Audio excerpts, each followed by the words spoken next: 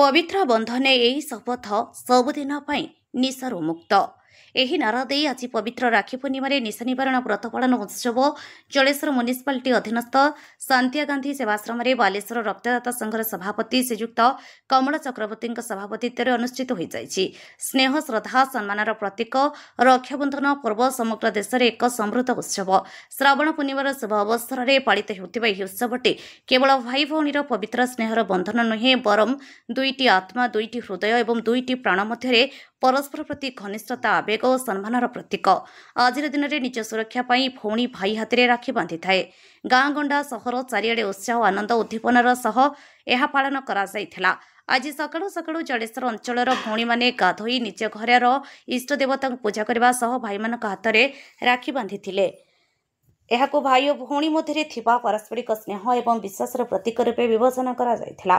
भौणी माने रंग बेरंगर राखी भाई मानकर हाथ में बांधि सेमानकर दीर्घ जीवन कामना करने सहित एही राखी पूर्णिमा निशा निवारण व्रत पालन पर शपथ कराइथिले।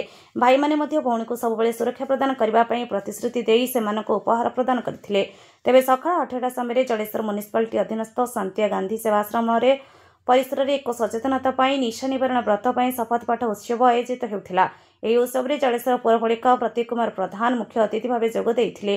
विशिष्ट वामपंथी नेता सीतांशु सेनापति, प्राक्तन कॉलेज अध्यक्ष डॉ ललित रंजन सेनापति, अशोक कुमार जेना, दिलीप कुमार गिरी, संवाद साहित्य घर सभापति सुशांत कुमार दास, संपादक डॉ अजित कुमार महंती, विशिष्ट कवि वसंत दास, रंजन कुमार घोष, निकुंज कुमार घोष, सुशील कुमार बाहाना, सांबादिक मनोज कुमार भूया, अर्जुन कुमार सिंह, सविता पात्रा, सांबादिक सत्यव्रत प्रधान कार्यक्रम को परिचालना करथिले।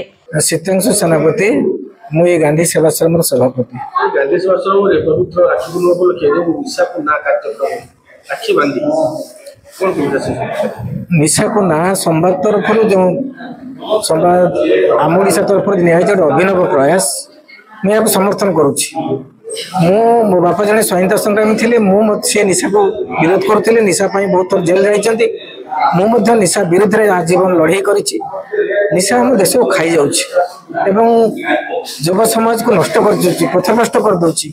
आज अनेक लोक मुंडे हाथ दिए बसचन्ति तांकर युव पिलाटे जेतबेले निशा खाउछि एवं निशारे कबलित होइकि से पथभ्रष्ट होउछि, सेतबेले आज परिवार गुड़ा भांगी जाउछि। युव समाज पथभ्रष्ट होउछन्ति, समाज नष्ट हो जाउछि। प्रतीक कुमार प्रधान जलेश्वर पौरपालिकार अध्यक्ष।